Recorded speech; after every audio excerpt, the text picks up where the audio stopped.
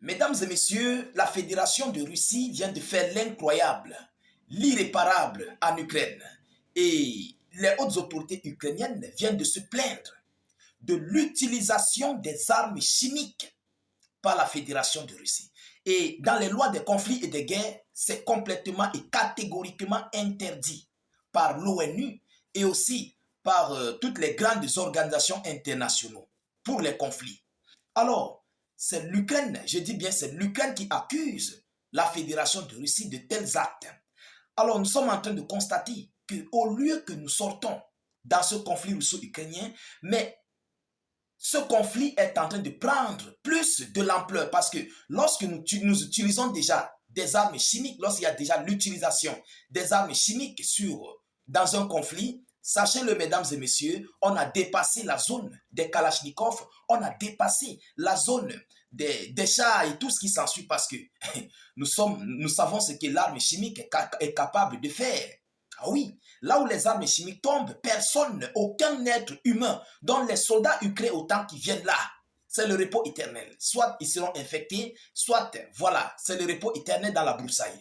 Alors, voyons voir ce que l'Ukraine nous dit par rapport à cette information. Et qui relaie l'information? Il s'agit de M.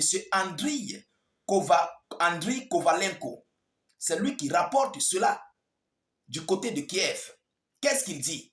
Qu'est-ce qu'il déclare? Mesdames et messieurs, mettez beaucoup de j'aime, partagez la vidéo au maximum, mettez vos avis en commentaire. Surtout, n'hésitez pas de vous abonner si vous n'êtes pas encore abonné à nos multiples canaux de réalisation.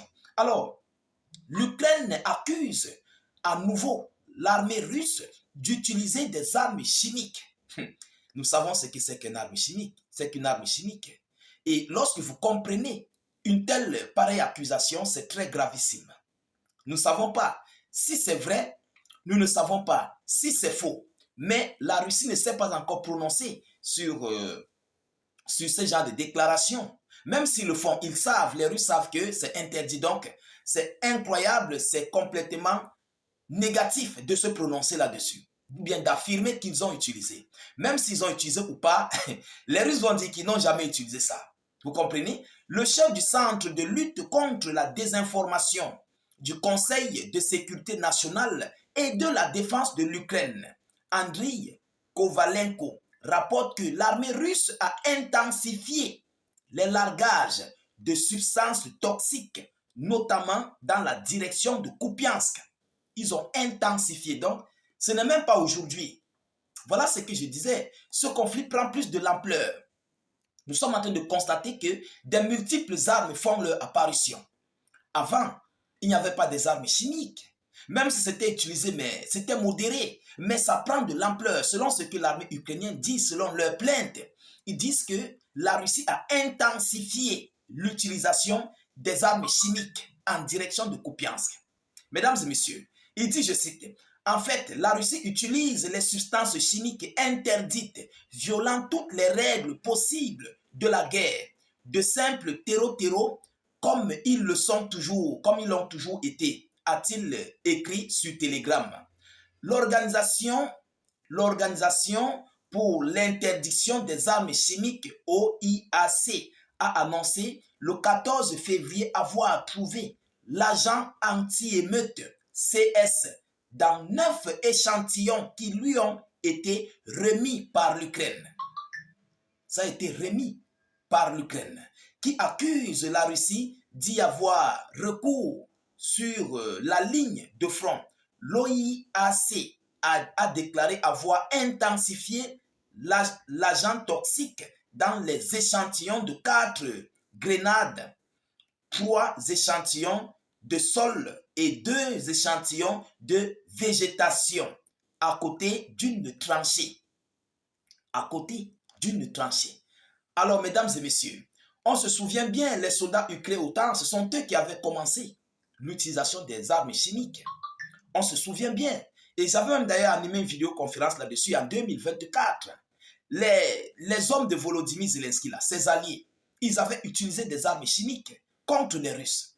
Aujourd'hui, la Russie aussi a pris à son tour la même chose et répète la même chose. Mais pourquoi vous vous plaignez? Pourquoi vous vous plaignez? C'est vous qui avez commencé. Je me souviens très bien. je ferai l'effort de repartager cette vidéoconférence que j'avais faite par rapport à ces armes chimiques utilisées par l'Ukraine et ses alliés. Ah oui, ils avaient utilisé cela. Alors, l'organisation Seize al-Hayy n'a pas accusé l'Ukraine ou la Russie pour l'utilisation de ce gaz, qui est une substance interdite en zone de guerre. La Russie et l'Ukraine ne sont accusées l'une l'autre d'avoir utilisé des armes chimiques dans le conflit. Vous comprenez? Est-ce que vous comprenez? Dans le conflit, les alliés de Kiev affirment également que Moscou a utilisé des armes interdites. L'Ukraine a demandé à l'OIAC d'enquêter sur 3 incidents d'utilisation présumée d'armes chimiques. Le 2 octobre 2024, c'est de ça qu'il s'agit, j'avais parlé de ça ici, en 2024, près du village de Marivka, et les 12 et 14 octobre, près d'Ilinka, la convention sur l'interdiction des armes chimiques interdit l'utilisation d'agents de lutte anti-émeute, donc le gaz CS, en tant que moyen de guerre. C'est interdit en tant que moyen de guerre. Alors, mesdames et messieurs, c'est une grosse accusation. C'est une très grosse accusation. Voilà donc pourquoi M. Poutine ne peut jamais laisser à ce que ces gens, ces Otaniens doivent vaincre la Russie. Parce que si les Otaniens et Ukrainiens font tout et passent à l'acte pour vaincre la Russie, et ils réussissent à prendre Vladimir Poutine, mesdames et messieurs, Poutine serait mal barré. Ça, je vous le dis sincèrement. Donc, il ne faut pas. Poutine ne veut pas et les Russes ne veulent pas que ça arrive là. C'est pourquoi ils vont faire tous les voies et moyens pour gagner ce conflit. Parce qu'il y a beaucoup d'accusations contre Poutine. Il y a aussi beaucoup d'accusations contre Volodymyr Zelensky. Donc, les deux camps sont ici dans une bataille très acharnée. Ils sont dans une grosse bataille de haute envergure. Ah oui, mesdames et messieurs, personne ne veut se laisser vaincre. Pourquoi? Parce que chaque partie, les deux côtés savent que si je suis vaincu, je vais répondre. L'autre connaît que s'il est vaincu, il va répondre aux multiples déclarations, aux multiples accusations. Vous comprenez? Donc, voyez un peu la situation, voyez un peu les positions où les deux camps se trouvent.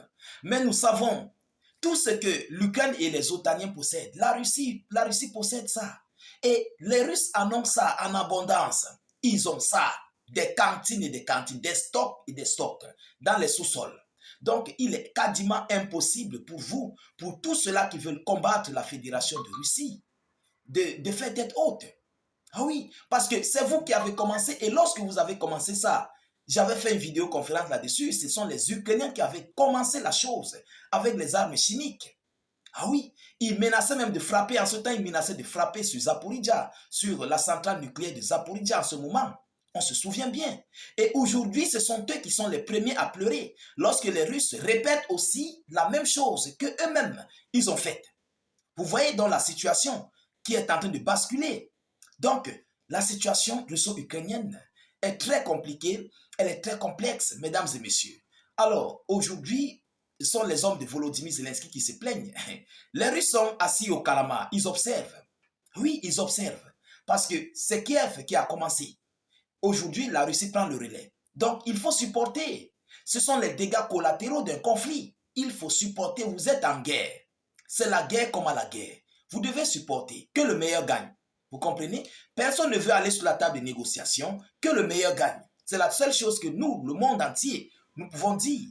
Ah oui. Et comme nous savons que la Russie est très féroce que l'Ukraine, ils ne peuvent pas s'opposer. Les Ukrainiens ne peuvent pas s'opposer face à la Russie. Impossible. Sur tous les terrains, sur tous les niveaux, ils ne pourront pas. Alors, mesdames, mesdemoiselles et messieurs, voilà l'information que j'avais à vous relayer dans cette vidéoconférence. Voilà cette grosse accusation lourde que l'Ukraine vient d'envoyer aux Russes.